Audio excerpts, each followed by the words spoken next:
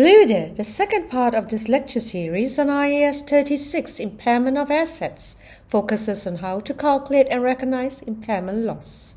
In part 1 of the lecture series, I mentioned an asset is carried at more than its recoverable amount if its carrying value exceeds the amount to be recovered through use or sale of the asset.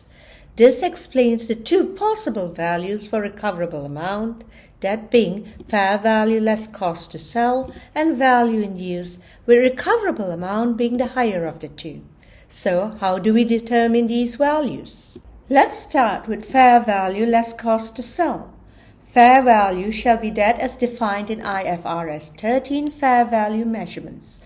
Thus, here it is the price received when selling an asset in an orderly transaction between market participants at measurement date.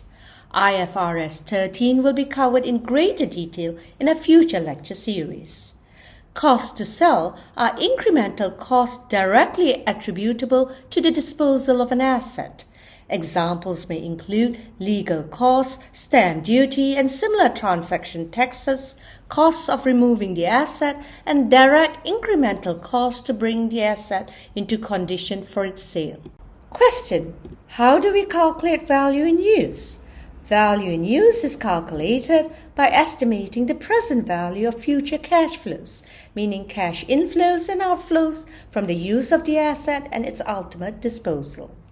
In estimating cash flows, IAS 36 stipulates that 1. The cash flow projection should be based on reasonable assumptions and the most recent budgets and forecasts. 2. The cash flow projection should relate to the asset's current condition.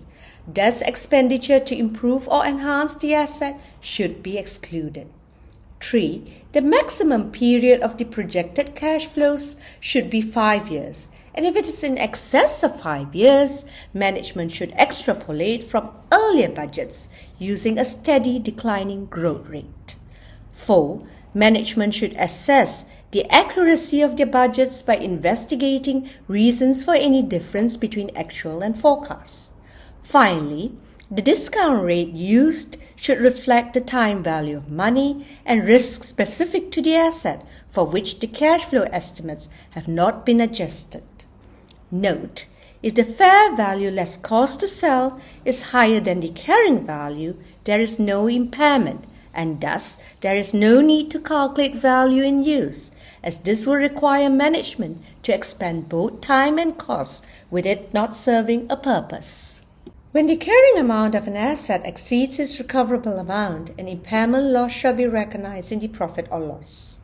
However, if the asset has previously been revalued, then similar with a revaluation deficit, if there is a revaluation reserve representing a surplus on the same asset, then to the extent this offset is made, the impairment loss is recognized in other comprehensive income, with any excess then recognized as an expense in the profit or loss.